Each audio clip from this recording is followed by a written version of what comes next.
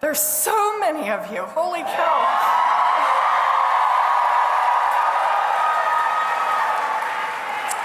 Until 24 hours ago, I didn't even know I was standing up here today, so I'm a little terrified.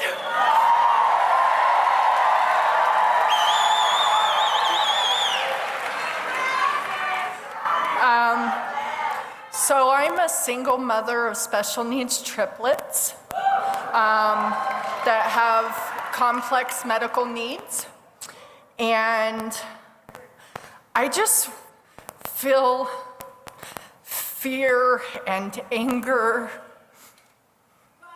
and confusion because I'm not what Republicans say I am. I don't sit on a couch all day and collect taxpayer money.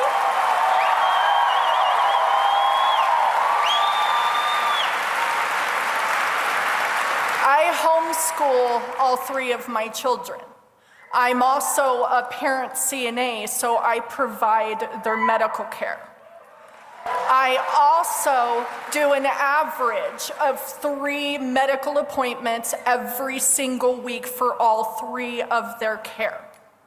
I also drive all 3 of my children to Philly literally every couple of months for the last 2 years because one of my children had such severe needs that only 2 hospitals in America offer the clinics, and one of them is at CHOP in Philly. So I load up my 3 children, I pull a little trailer that I can afford, and we go up there and stay, and I come back home and I do my other children's medical appointments. And by the way, my esophagus doesn't work, and so my medical health is in question, but I continue to get up every single day and provide for my kids.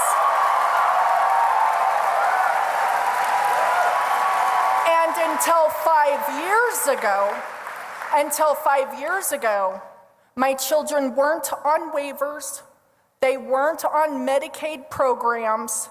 I was working 2 jobs to try to take care of my children on my own. And not only that, from the time I was 14, I've had a job. So for them to say that my children are sucking off the system or I'm lazy and I'm collecting taxpayer money to be able to provide for my children, all I have to say is I challenge you to spend 1 single week with me to see how damn hard it is.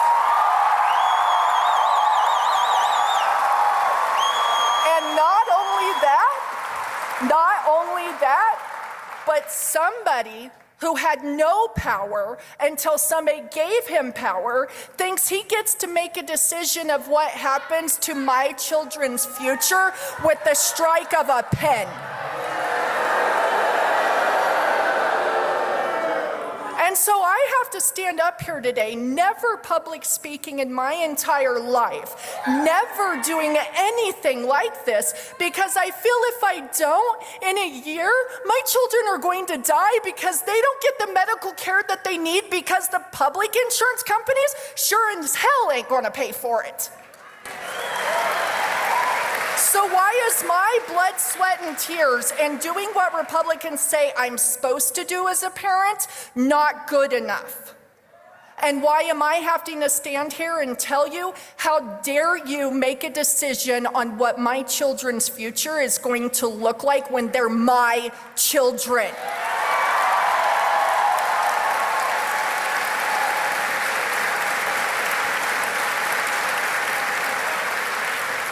I have one more thing to say, and it might get me in a whole lot of trouble, but I feel like this is my opportunity.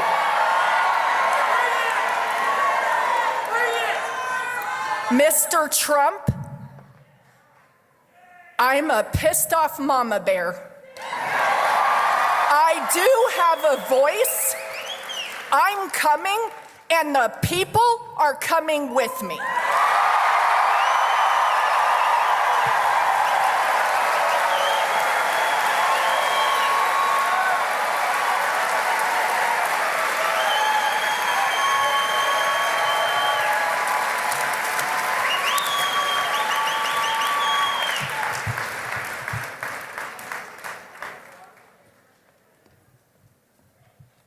What's up, Greeley? First of all, can we get another round of applause for Victoria?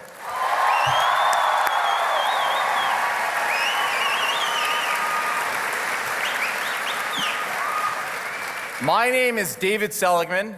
I'm the executive director of Towards Justice, and my job is to sue giant corporations that exploit working people.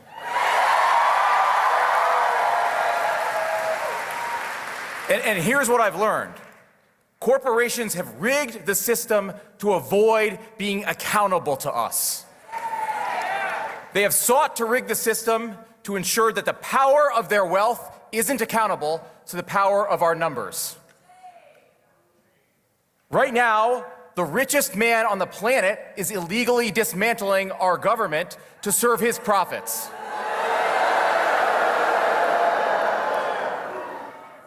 But the writing has been on the wall for a long time.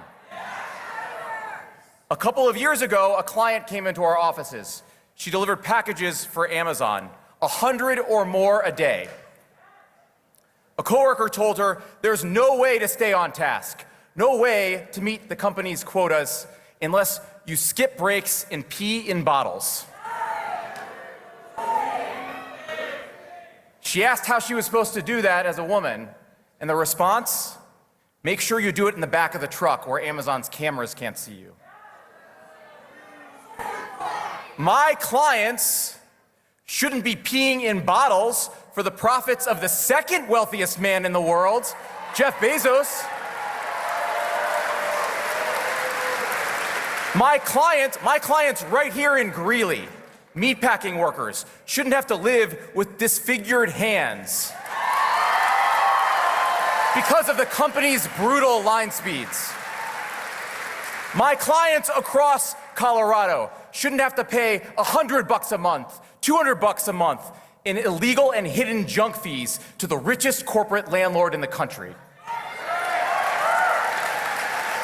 My client shouldn't have had to sell her late husband's wedding band in order to pay off medical debt to $1 billion hospital system.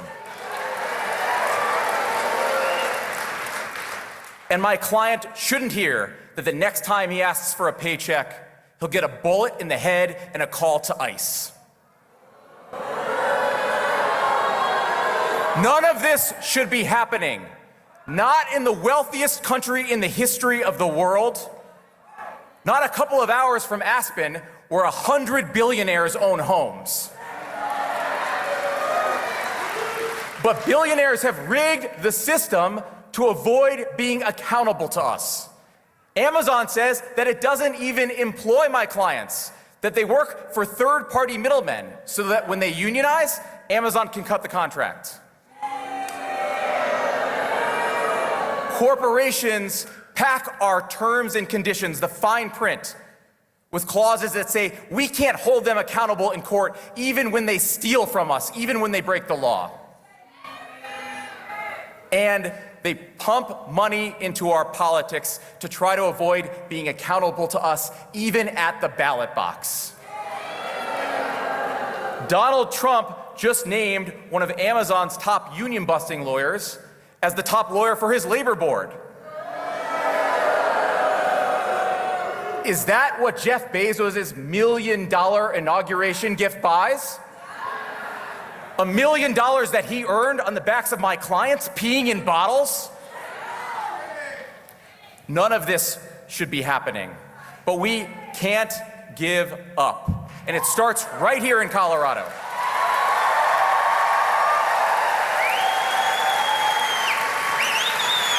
You know, Governor Polis has threatened to veto the Worker Protection Act, a law that would make it easier for workers to unionize. So call him. Tell him he can stand with us, or he can stand with Donald Trump and Jeff Bezos and Elon Musk.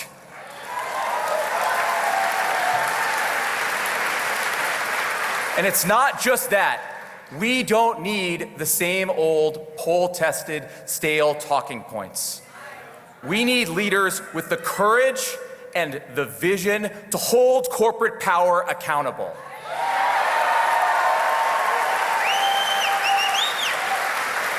to break up monopolies, to enforce the laws that built the middle class, to protect our planet.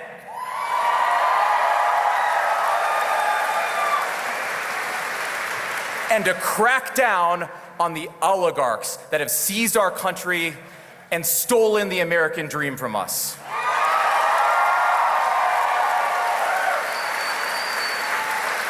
You know, they have spent billions protecting the power of their wealth. So let's show up with more of us and more of us and more of us and hold them accountable to us. I love you guys.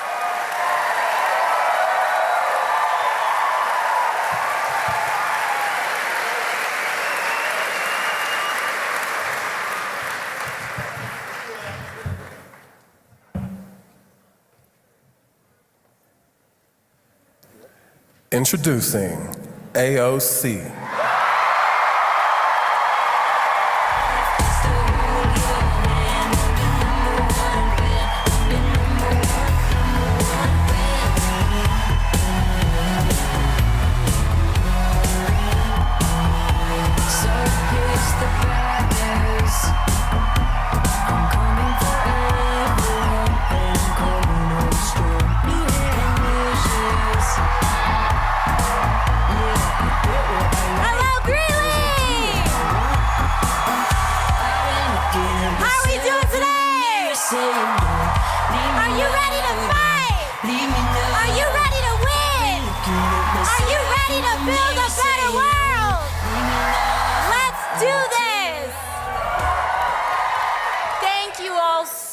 So much for making the effort and taking the time out of your day to be here in community with us today. Thank you, thank you, thank you, thank you, thank you, thank you, thank you, thank you, thank you. Now, Greeley. Well, first of all, my name is Alexandria. You may know me as AOC, but I'm so happy to be here today, and thank you so much for welcoming me to Greeley. I really appreciate it. Now I hear that you have a representative who has not done a town hall.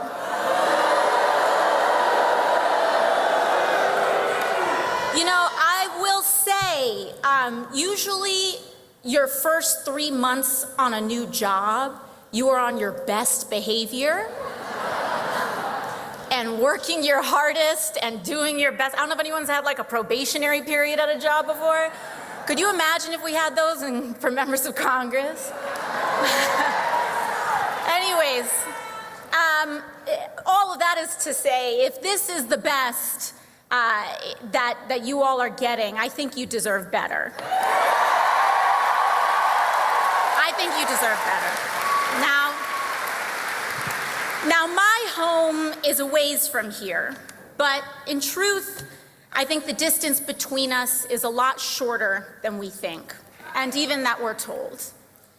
And in fact, I think that we are all here together because we share in the frustration and the heartache that comes from watching those in power actively tear down or refuse to fight for everyday working Americans like us.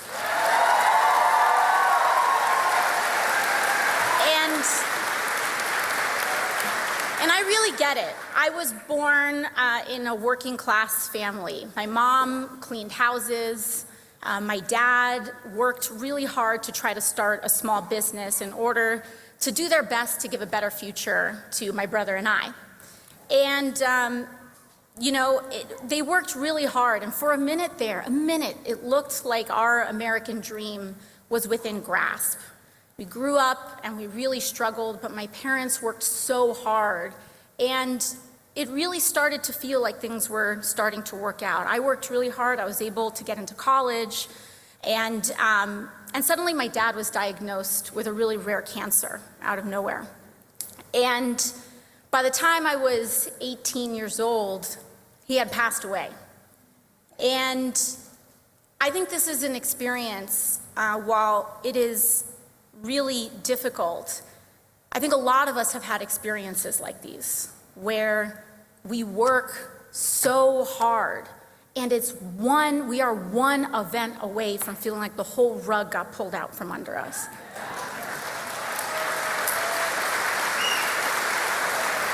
And we shouldn't have to live like that. We shouldn't have to live like that. You know, after my dad passed away, my mom, then overnight, was basically a single mother to 2 kids. She was cleaning houses. She started driving school buses. And when I graduated from college, I started waiting tables in order to help make ends meet. And this was right after the Great Recession, and folks know how hard it was to come by a job at that time. And so that's when I started waiting tables to make ends meet. And I know that, you know, we just deserve so much better than this. We do. We deserve so much better than this. And we're here together because an extreme concentration of power and corruption is taking over our country like never before. And we are here because we do know that a better world is possible. But to get there, we need to be honest about where we are right now.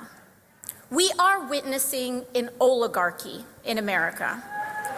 And that is when those with the most economic, political, and technological power destroy the public good to enrich themselves, while millions of Americans pay the price.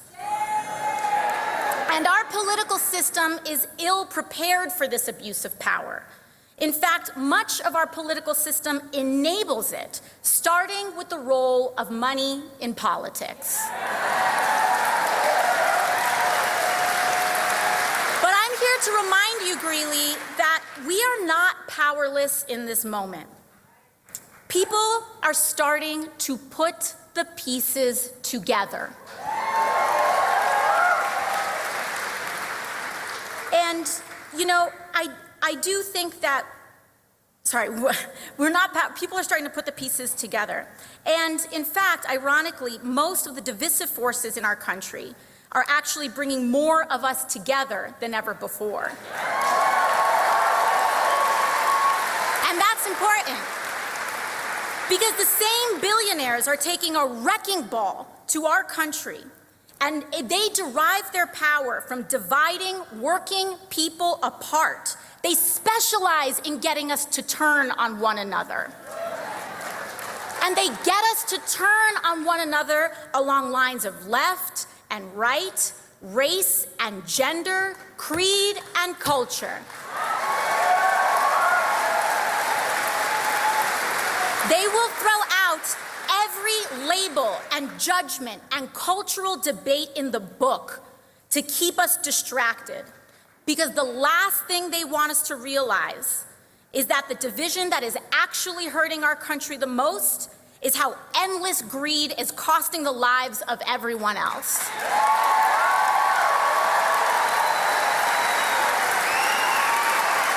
They want us to think that our lives are suffering because of the LGBT kid down the street, or because of the mixed status family or the dreamer down the block who's just trying to make a better life for themselves.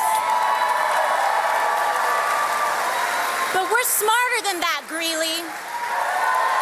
We know better than that.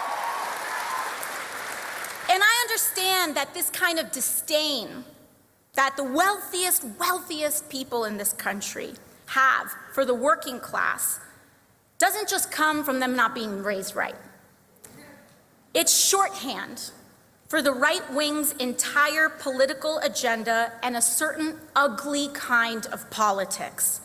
A politics that involves lying to and screwing over working and middle-class Americans so that they can steal from our health care, Social Security, and veterans benefits to pay for tax cuts for the wealthiest and bailouts for their crypto billionaire friends.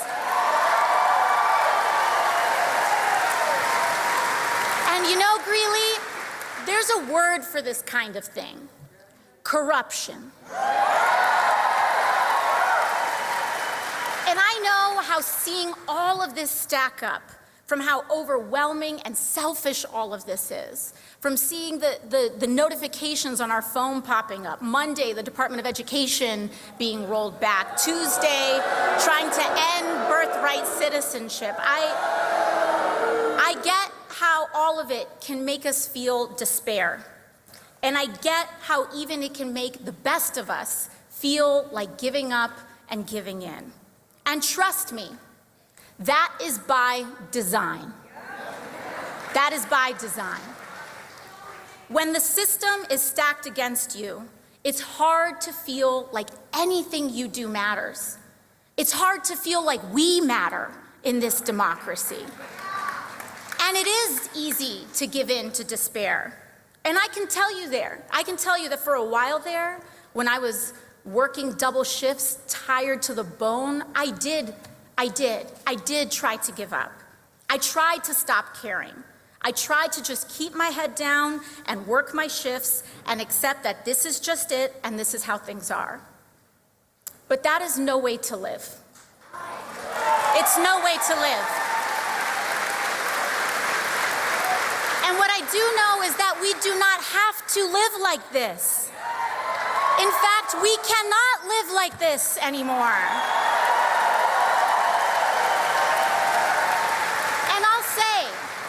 Donald Trump does see the immense pressure that working people are under. But his answer is an America that operates on the principle of every man for himself. Divide and conquer. And now that Trump is back in power, we see it clear as day. He's handed the keys to Elon Musk and is selling off our country for parts to the wealthiest people in the world for a kickback. And in exchange, those billionaires and oligarchs will back his campaigns and bankroll those of his allies. They scratch his back and he scratches theirs, and all of us are left behind. And the clever thing that these guys sell is making working people like you and me believe that we're just one step outside from that club, that we're just a little bit out from being able to be a billionaire too, right? Any billionaires in this room? I didn't think so. Now, it's this idea that if we just work hard, we too can have nation-state level money. Except these kinds of spoils aren't earned, Greeley. They aren't working for these billions. They're stealing them. They're stealing them. They're stealing them from you and me. Just look at what Elon Musk and Donald Trump are doing to our health care, our veterans' benefits, and Social Security. They are slashing programs that we and you have spent a lifetime paying into. And by the way, not them, because those billionaires haven't paid their fair share of taxes in years. And mind you, even if you're not on Medicaid or Medicare, this also raises your private health insurance costs too. And let's talk about Medicaid and Medicare for a second. Because your representative, Gabe Evans, you know that guy that hasn't been showing up for the last couple months? Maybe he hasn't been showing up because he voted to cut Medicaid. In fact, every single House Republican voted to cut Medicaid. And they'll tell you, no, I didn't, it didn't say that. But here's what it is. They voted on a budget that cuts $880 billion from the committee that's in charge of Medicaid. And so now they're trying to play a game and say, we didn't do that, because they did by proxy, okay? So let's set the record straight. And you see, these budgets aren't just fights about numbers. They are fights over the values that define us as Americans. Medicare, Medicaid, and Social Security were built on promises that we have made to each other about who and what kind of country we want to be and what kind of society we want to live in.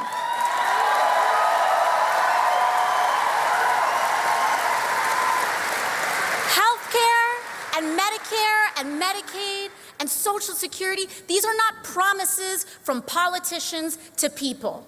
They are not charities or handouts from billionaires to the working class. This is our money. They are promises that we have made to each other as Americans. From neighbor to neighbor, teacher to student, friend to friend. And what we can say to Elon Musk is get out of our health care.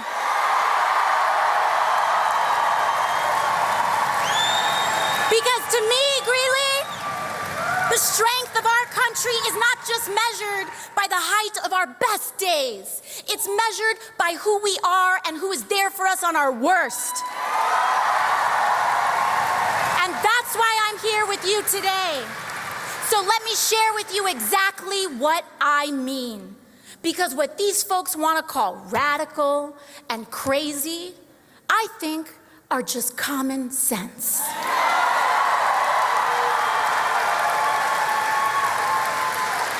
We live in the wealthiest nation in the history of the world. So I believe that when a person gets sick, they shouldn't go bankrupt. Common sense. I believe that a minimum wage should cover the minimum cost to live. Common sense. And by the way, we should see that not paying a living wage is also a form of corporate welfare and handouts. Because big companies like Walmart and Amazon rely on food stamp programs and public assistance to cover the wages that they won't pay.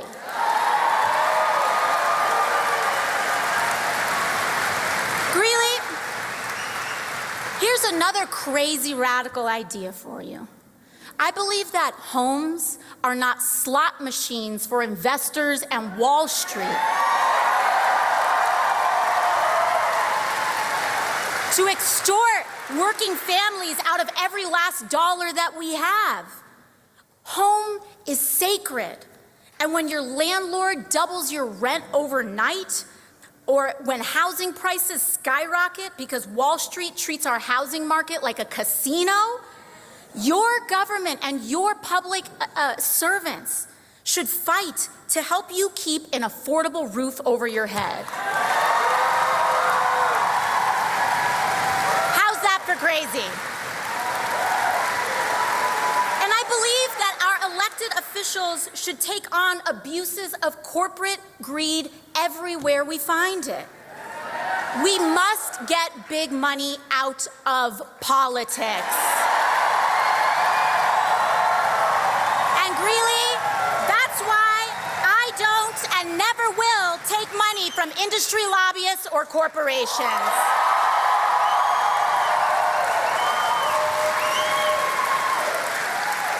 You know, mass media and Fox News and the right will have you believe that these American values are something out of the Communist Manifesto. They believe that we think these things because we went to some fancy college and read them in a book somewhere. But I'll tell you, I don't believe in healthcare, labor, and human dignity because I'm an extremist or a Marxist. I believe it because I was a waitress. Because I've scrubbed toilets with my mom to afford school. Because I've worked double shifts to keep the lights on. Because I lost my dad to cancer as a kid and had to see my mom open hospital bills in the days after. And I don't want us to live like this anymore, Greeley. We deserve better than this. And this isn't just about Republicans. We need a Democratic Party that fights harder for us too.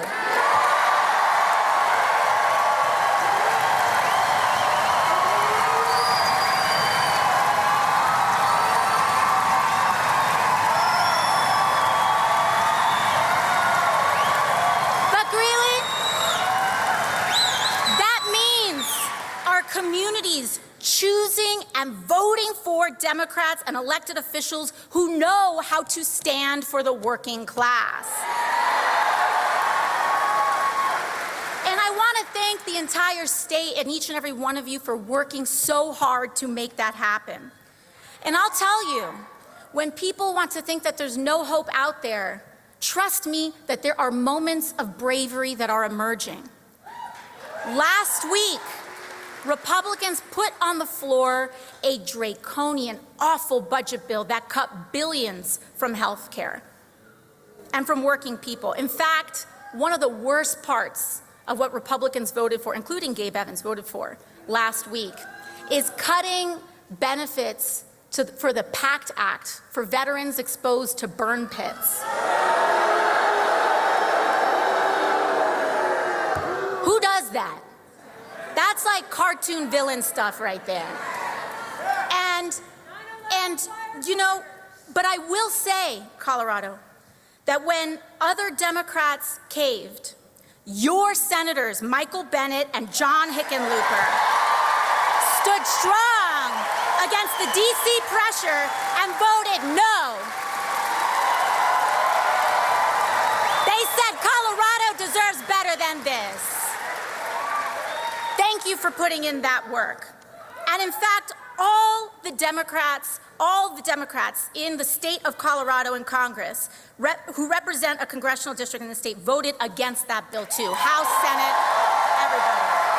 So I want to thank Diana DeGette, Joe Neguse, Jason Crow, Brittany Pedersen. Defend them, Colorado. And don't stop there. I want you to look at every level of office around and support Democrats who fight, because those are the ones who can actually beat Republicans.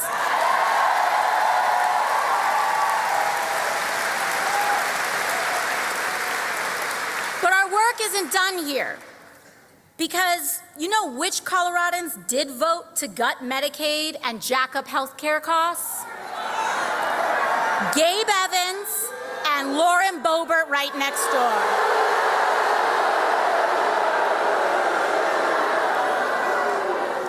So folks, you know what that means, right? We need to come together and spend every day between now and Election Day working to educate our neighbors and give Evans and Boebert the boot and replace them with a brawling Democrat who will stand for Colorado. In fact, if you will indulge me for a moment, since Gabe hasn't been around here, if we could just say hi to him for a moment. Can we just say hi? See you in November. Thank you. I'll make sure he sees that. But beyond elections, Greeley, our task here is to build community. That's the deeper mission that we have. Elections, they come and go. We do our work. We set the board. But in the meantime, and during, throughout, before, and after all of that, we need to build our bonds with each other as communities. Building community, block associations, neighborhood groups, volunteer groups, church organizations, PTAs, because community is the most powerful building block we have against fascism, to defeat authoritarianism, and to root out corruption.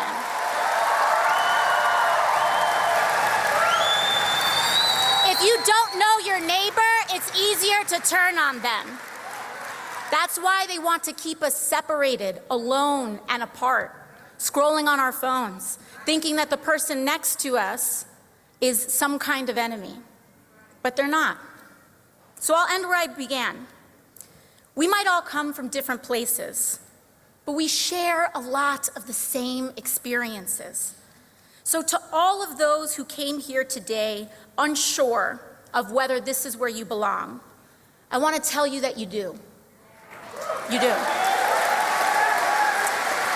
Honestly, no matter who you voted for in the past, no matter if you know all the right words to say, no matter your race, religion, gender identity, or status, no matter if you disagree with me on a couple things, if you are willing to fight for someone you don't know, you are welcome here. If you are willing to fight for working people, regardless of who they are, how they identify, or where they come from, you are welcome here. But I will say this. Those leaders on either side of the aisle who are willing to put their fellow Americans down so that they can get ahead or feel better about themselves, those folks may best find a home somewhere else. Because in this house, we stand together. We know that that is our only choice. Because we know that without exception, if we stand together, it is the only way that we can win. So I hope that you see this movement is not about partisan labels or purity tests, but about class solidarity. It's about the thousands of you who came out today to stand together and say our lives deserve dignity and our work deserves respect. No matter who we are or where we come from. We are here today to make a sacred promise to each other. Because our goal here today, and what I don't want for us today, what I want more for us today, is not just to come together, share a few inspiring words, and then go back to how things were. Can't do that. Our goal here today is to commit to building the kind of country we all deserve. So I'm going to take another second here, and I want each of you to turn to the people around you and get a good look. And I want you to greet someone you don't know.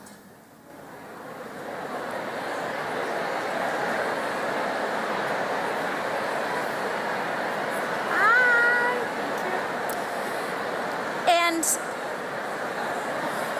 this is awesome. And I think I don't want to interrupt. But it's because if I can offer one assignment today, before we all depart here, it's to leave this place connected to a new person you didn't know coming into this. Because Greeley, we do need to make that promise. We do need to take care of each other on our worst days and to share the successes of our best. And in making those promises to each other, that's how we're going to do it. No silver bullet, not from the top, but block by block.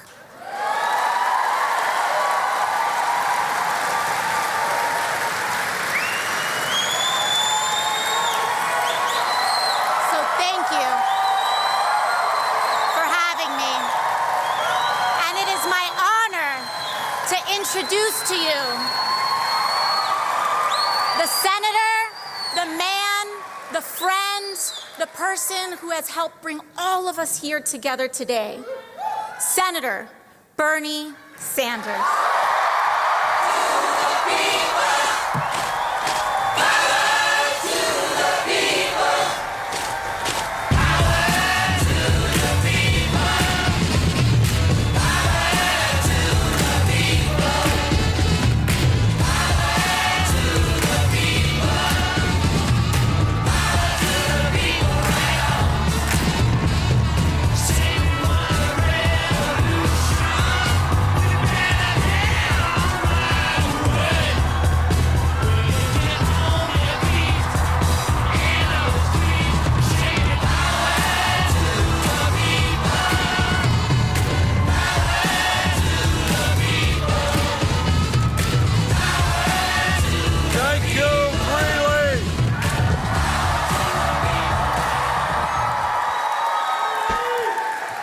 You know, I was told that you have a little bit over 100,000 people in Greeley.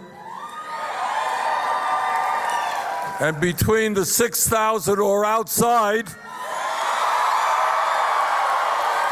and the 4,000 who are here, I think we got 10% of the community at this rally right now. Thank you.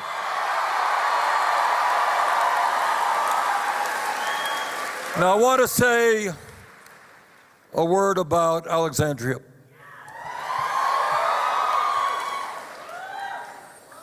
When Alexandria was a kid, you correct me if I'm wrong, she cleaned houses with her mom in order to make enough money for the family to survive. And then after she graduated college, she was a barista, working paycheck to paycheck. But what she did, as she looked around her and in her community in Bronx, New York, is she saw that change had to come. And so what she did is decided to run for Congress, and people said, "What, are you kidding? The guy who represents the district was one of the most powerful members of Congress. He had access to unlimited kinds of money." How much money did you have when we started? You started? None. None. All right. But she did what real politics is about. Real politics is not sitting at million-dollar fundraisers. It's working with people in your community.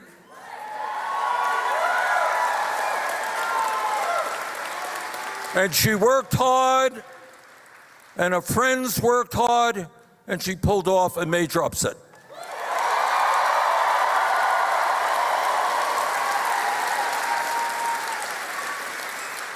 And since then, she has been a great member of Congress, but not only that, she has been an inspiration to millions of young people all across this country.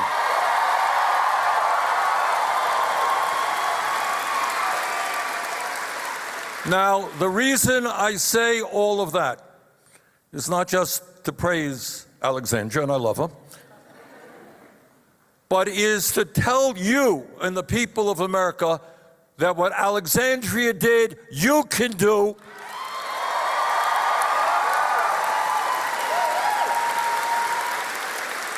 There are millions of young people out there who love this country, who are disgusted with what they are seeing, who are prepared to get involved in the political process. So, Alexandria, thank you for being that inspiration.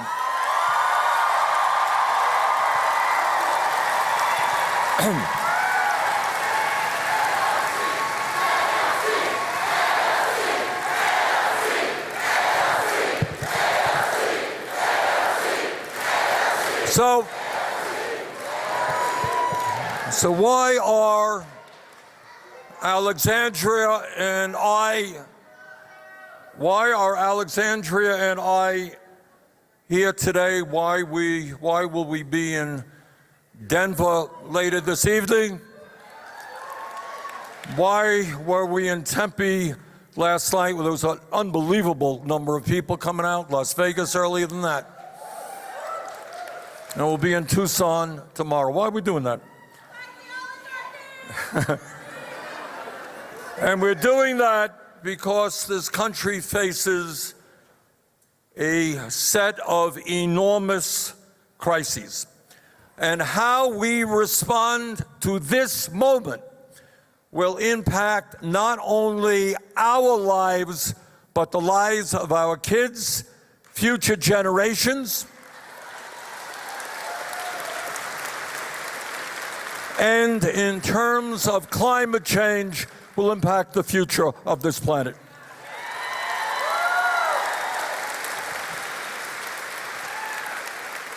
And what I have to tell you is that given the huge turnouts we have seen already on this trip, It is clear to me that the American people are outraged at what's going on.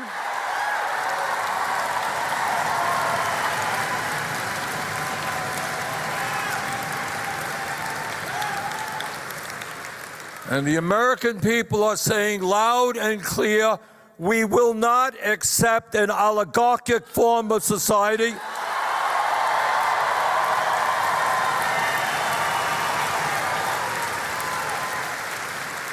We will not accept the richest guy in the world running all over Washington, making cuts to the Social Security Administration,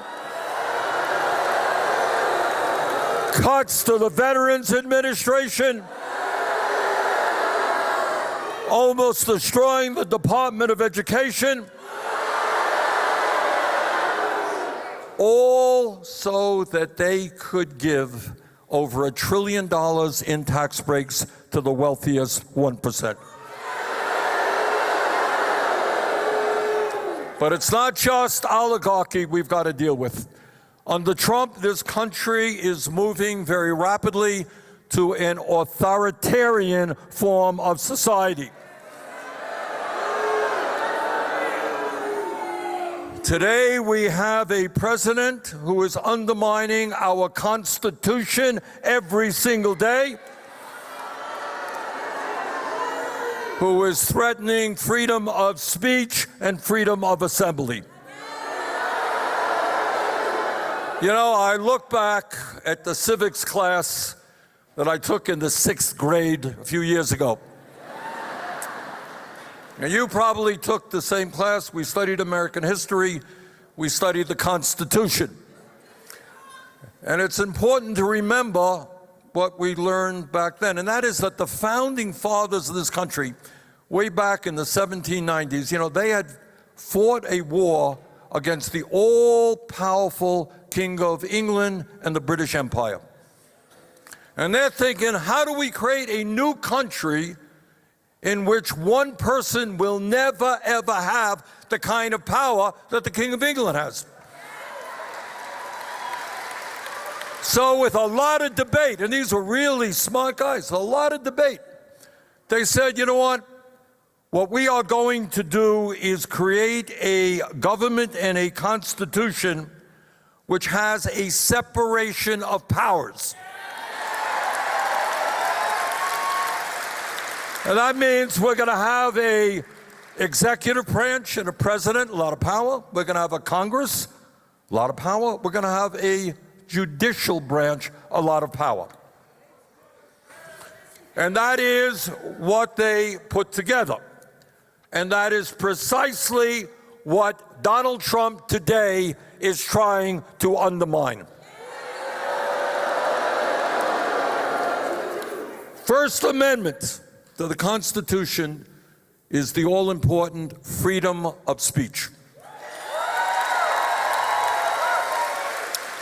And in a way that is unprecedented, Trump is trying to intimidate the media and anyone who speaks out against them.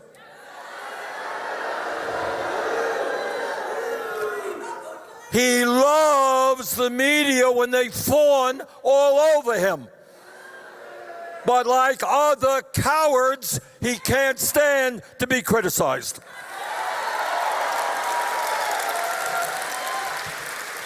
Trump has sued ABC, CBS, Meta, and he sued the Des Moines Register because he didn't like a poll that they did. His FCC is now threatening to investigate PBS and NPR. He has called CNN and MSNBC illegal. In other words, the so-called leader of the free world is afraid of freedom.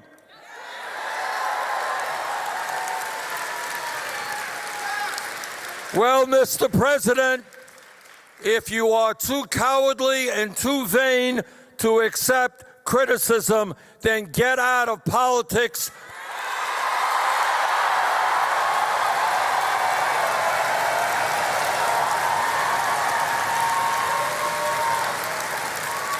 Because that is precisely what democracy is about.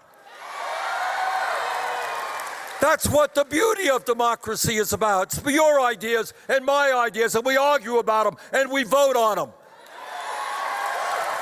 It's not do as I want, or I'm gonna investigate you. But it is not just the media that he is going after. He's going after the constitutional responsibilities of Congress. Congress, under the Constitution, has the power of the purse. And every day, he is challenging that, slashing funding without authority that only Congress can do. Trying to wipe out agencies that Congress has created and only Congress can eliminate. But it's not only the media and Congress that he is going after. The third branch of government is the judiciary, and what they are supposed to do, what the federal courts do, is rule on whether laws are constitutional in their judgment or not, what the president does, constitutional or not. And there have, let me tell you, been many decisions coming down from this Supreme Court that I abhor. Their Citizens United decision, one of the worst decisions ever rendered. Their decision to overturn Roe v. Wade, a horrible decision. But those of us who live by the rule of law understand they have their powers, we have our powers. But now, for the first time, what Trump is doing is saying to a judge who issues a ruling, we don't like that ruling, we're going to get you impeached.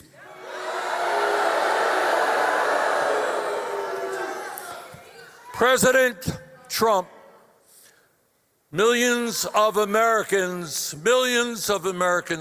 have fought and died to preserve American democracy. We're not going to let you take it away from us.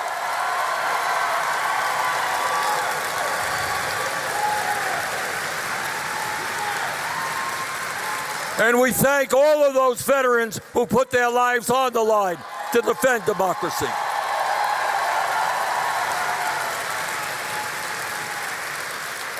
But it's not just oligarchy and authoritarianism that is on our minds.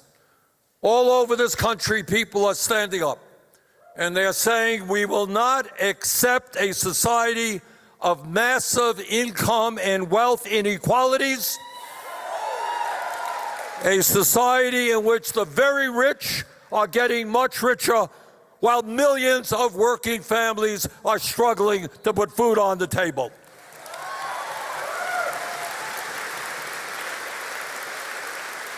And what people are saying is that in the richest country in the history of the world, we are going to fight for and create an economy and a government that works for all of us, not just the 1%.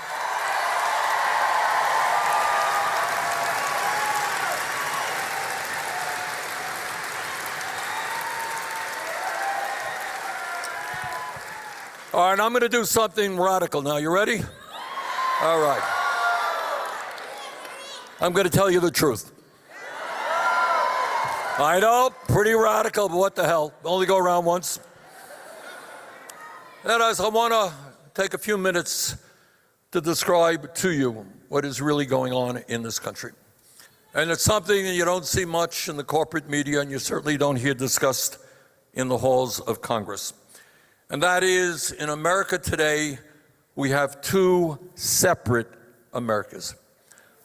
On one hand, we have an America in which the wealthiest people have never, ever in the history of our country had it so good.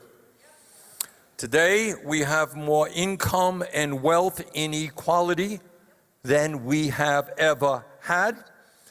Today, we have three multi-billionaires, Mr. Musk, Mr. Bezos, Mr. Zuckerberg.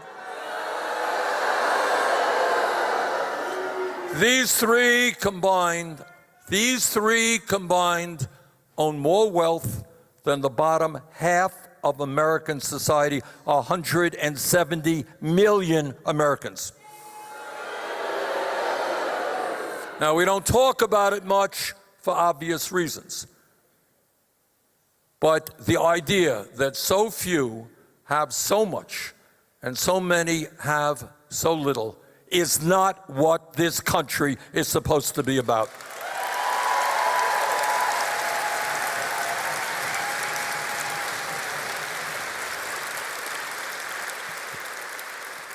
And further, let's take a look at concentration of ownership in the economy. You know what we hear? Kids read in school books, we're a society, people go out and they start their own small businesses, free enterprise is great, everybody competes against each other. That ain't the case. Today, you have more concentration of ownership in America than we have ever had in the history of this country in sector after sector.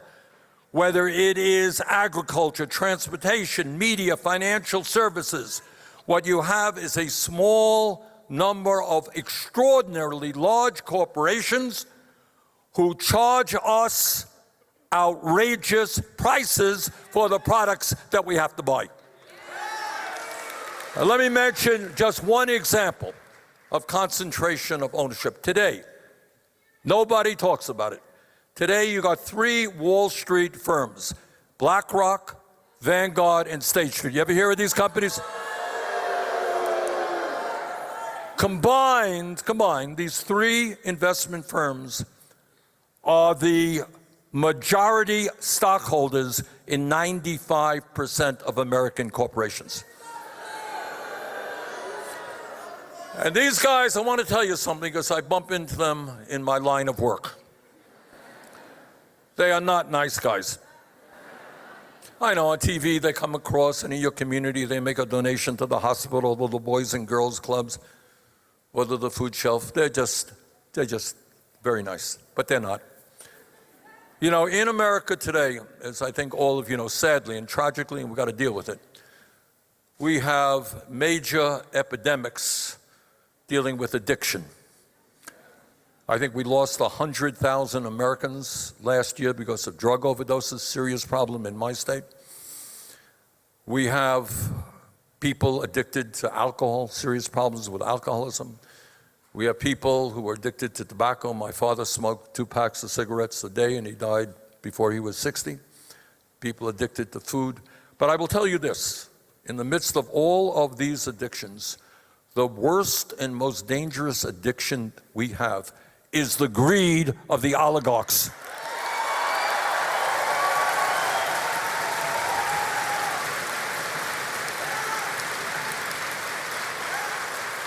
Now, everybody wants to do well in life. Everybody wants to make money.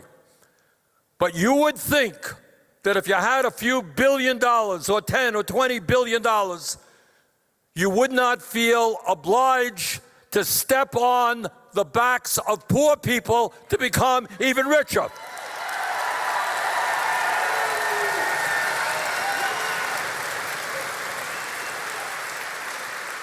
But that is exactly what they are doing right now. They are prepared to destroy Social Security, Medicaid, Medicare, the Veterans Administration in order to make themselves even richer.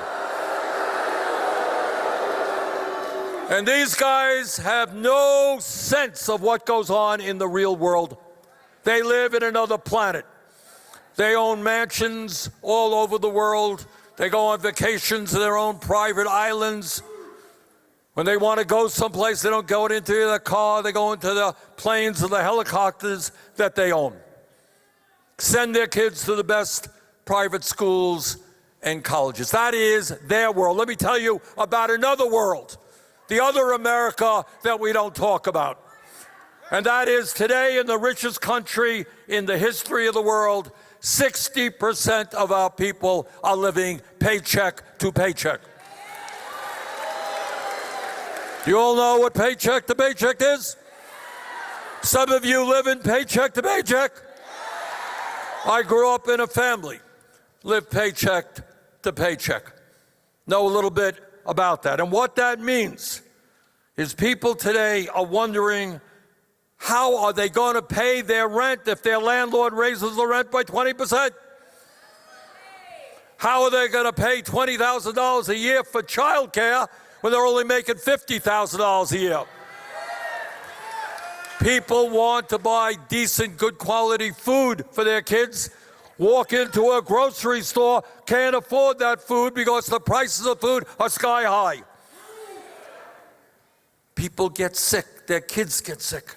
They're uninsured or underinsured, and they're saying, how in God's name am I going to be able to take my kid to the doctor's office?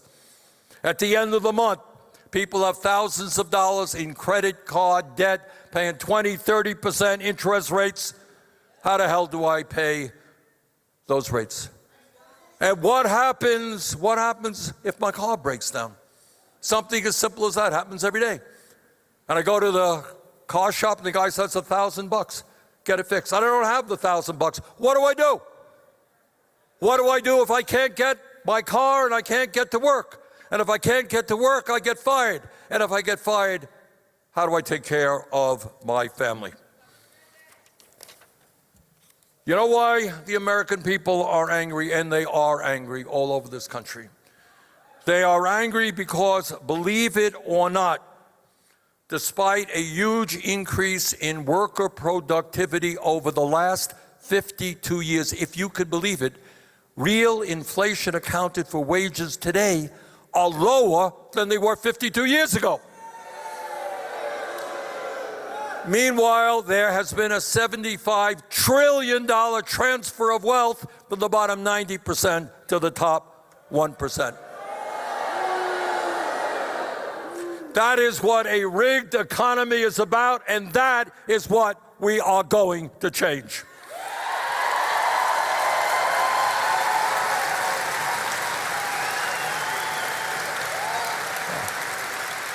So let's also take a look at other aspects of American society. Anybody here think our healthcare system is working well? It is a broken and dysfunctional and cruel healthcare system. We are spending twice as much per capita on healthcare. We're spending $14,000 for every man, woman, and child. Yet 85 million are uninsured or underinsured. Do you know what underinsured means? How many people here have high deductibles? What kind of deductible do you have, ma'am? Do you know?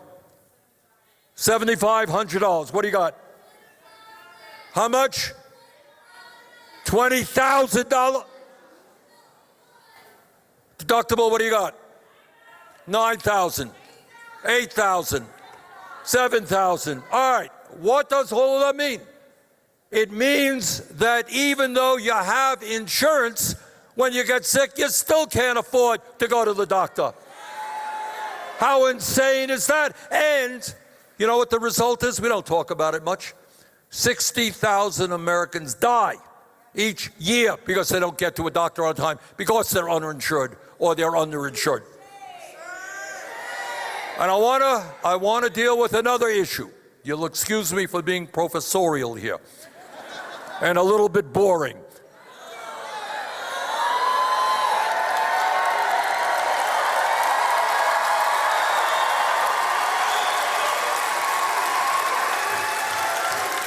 But it's important that we know this. And here's again a fact never or very rarely talked about. All right, here's the fact. Despite spending so much on health care, our life expectancy, how long we live, is about 4 years younger, 4 years shorter than other major countries. That's bad. That is bad. But I want to tell you what is even worse, and I want you all to think about it and help me out here. If you are working class in America, you will live on average about 7 or 8 years shorter lives than if you are wealthy. In other words, being working class in America is a death sentence. All right, question, why is that? Why is that? Raise your hand. Tell me why. Yes, ma'am. Why? Stress? All right, stress, let me deal with that. All right, the woman here said stress, and she's absolutely right. What kind of stress are working class people living under today? Who wants to help me out on that? Hold on, 1 and a half, I can't get you all. Yes, I see a hand there, ma'am. Survival, okay. Stress means you're trying to survive every week. Okay, more, ma'am.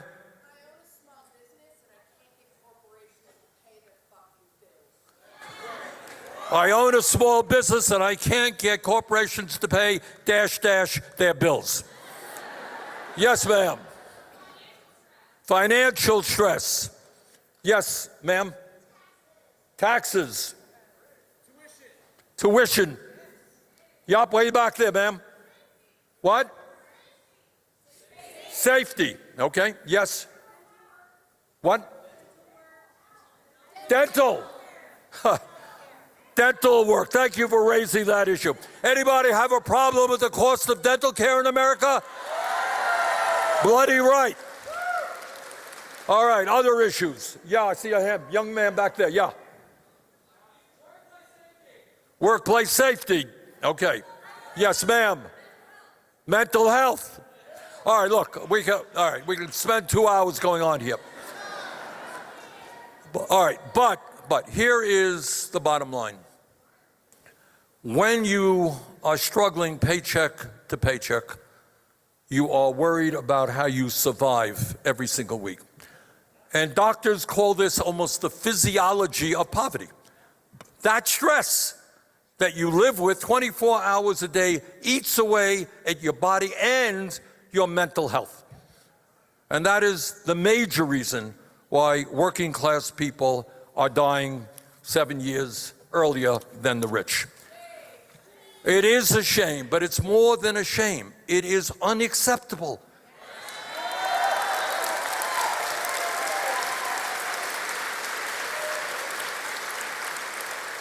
And the point that I want all of you to get ingrained in your heads, look, if we were a poor country like Haiti, a really poor country, I would say to you, well, I'm sorry you don't have good health care. Sorry you don't have good dental care. Sorry you can't send your kids to college. We're a poor country. We can't afford it. Brothers and sisters, we are the richest country in the history of the world. There is no excuse for working class people dying 7 years earlier than the rich.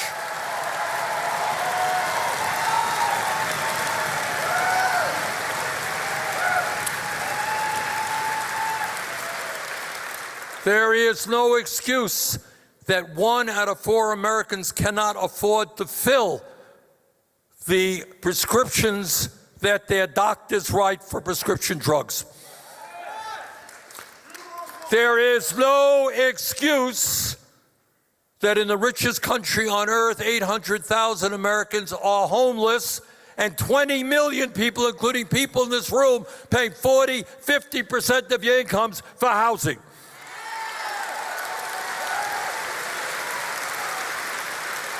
No excuse that our child care system is a disaster, outrageously expensive, while workers there are being paid low wages.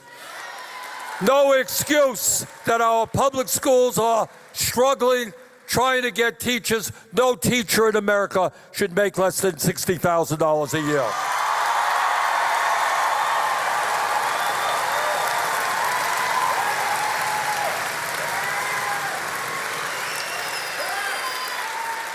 So, my friends, why is all of this happening? Why is it that the rich get richer and working class people die younger than they should? Well, it has everything to do with the fact that we're living in an oligarchic form of society.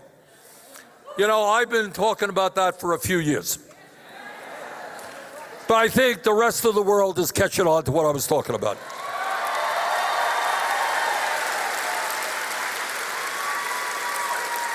And the reason is you got to be dumb and blind not to see what's going on. You got a President Trump getting inaugurated, and I must tell you, one of the more bizarre experiences of my life was I was kind of pushed into the front row of that. And there I am, there's Trump, and right behind him, you got Musk, Bezos, and Zuckerberg.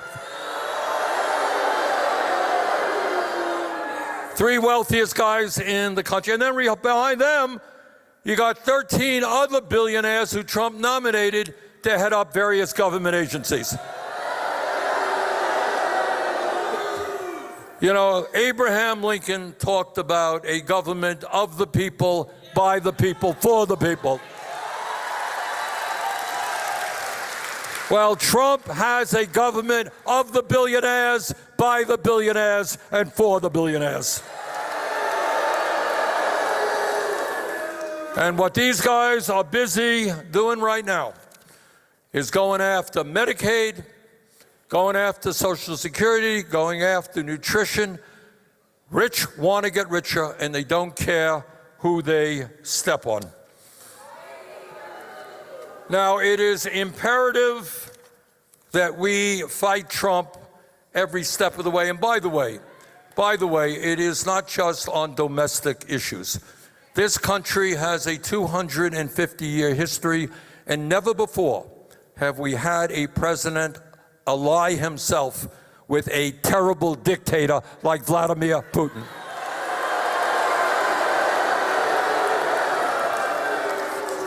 And on top of that, Trump wants to continue the disastrous policies of the Biden administration and provide more funding for the Netanyahu government to destroy the people of Gaza.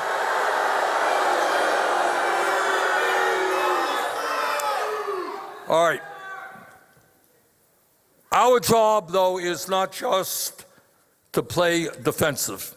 We've got to get on the offensive as well.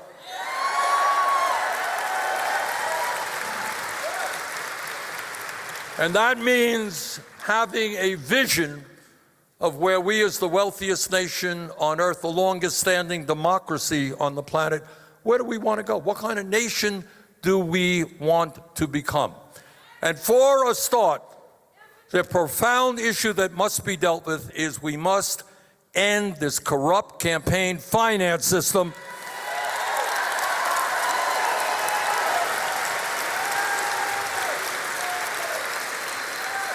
Now, I don't care if you're a Republican, Democrat, or Independent. I don't think there's anybody who thinks it vaguely makes sense that the richest guy in the world could spend $270 million to get Trump elected and then become the most powerful person in the government. It's not just Republicans, let's be clear. Billionaires are funding the Democratic Party and preventing that party from standing up for working families. Bottom line, we need to end Citizens United, move to public funding of elections.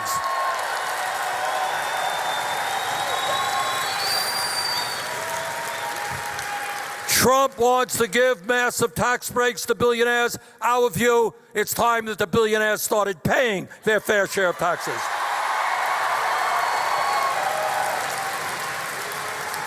Republicans refuse to raise the minimum wage. We want to raise that minimum wage to a living wage, at least $17 an hour. Musk and Bezos and others want to break unions. We believe in the trade union movement. Workers all over this country want to join unions. They're being stopped by the illegal activities of corporations. We've got legislation in that will end that. Let's pass the PRO Act.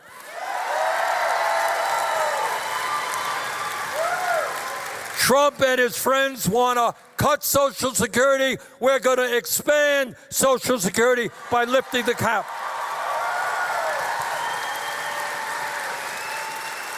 Trump and his friends want to cut Medicaid. Well, we got a different idea. We're going to join the rest of the industrialized world, guarantee health care to all. It's a human right.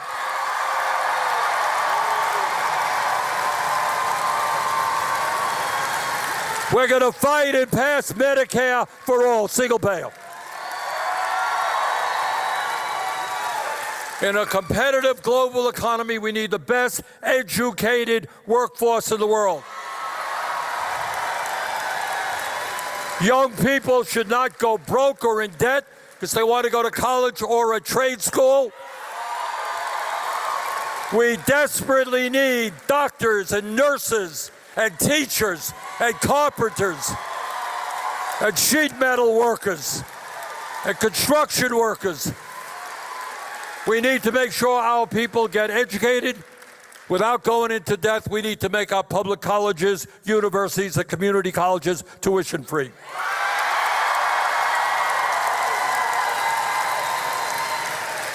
We need to save the planet.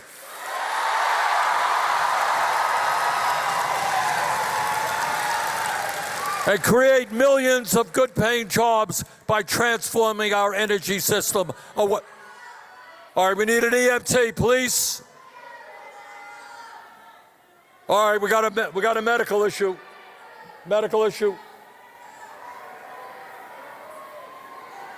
Somebody fainted? All right, we need some help here, please. Security. All right. All right, they're on the way from the back. Let's take a break for a moment.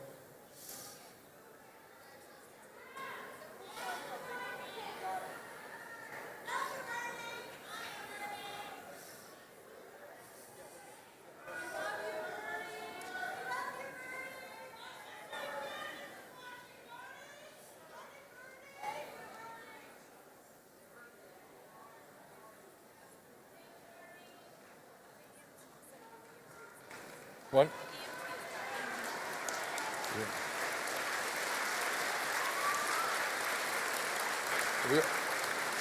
Are we okay? Okay, good. All right. Thank you.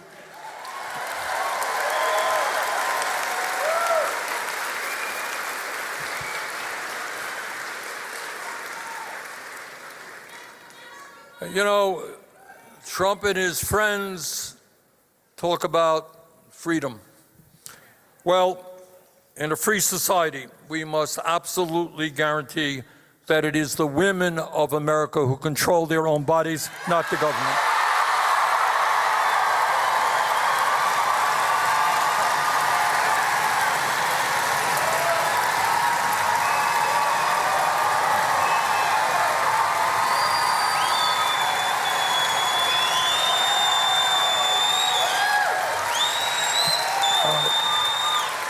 Look, let me end on this note.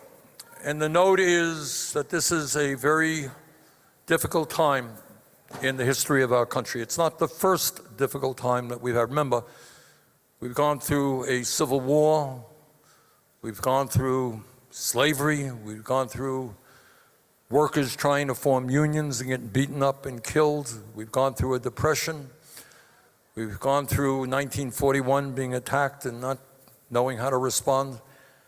We've gone through a lot of things.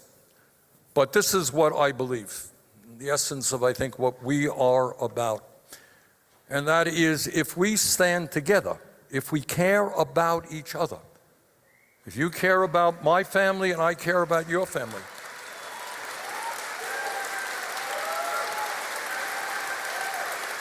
if we don't believe that the goal in life is just to make billions and step on other people and to lie, cheat, and steal, if we believe that love and compassion is what motivates us,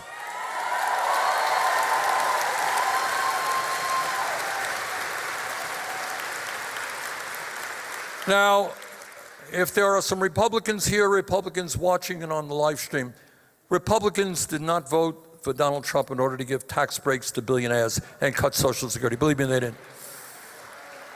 And the reason that Trump has been successful and why demagogues around the world are successful, you know what they do? They play one group off against another. They're telling you who you're going to hate. And our job is to do exactly the opposite.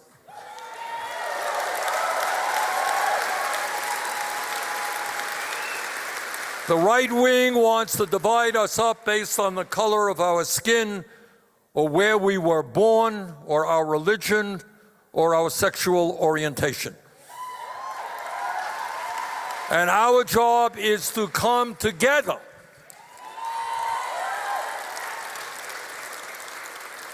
Now, I don't have a PhD in mathematics, but I do know this.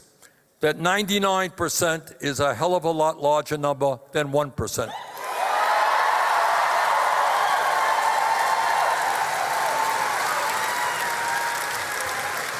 So if we stand together, are strong, are disciplined, are smart, I have every reason to believe, deeply in my heart, that not only will we defeat Trumpism, but we can create the kind of nation that we deserve. Thank you very much.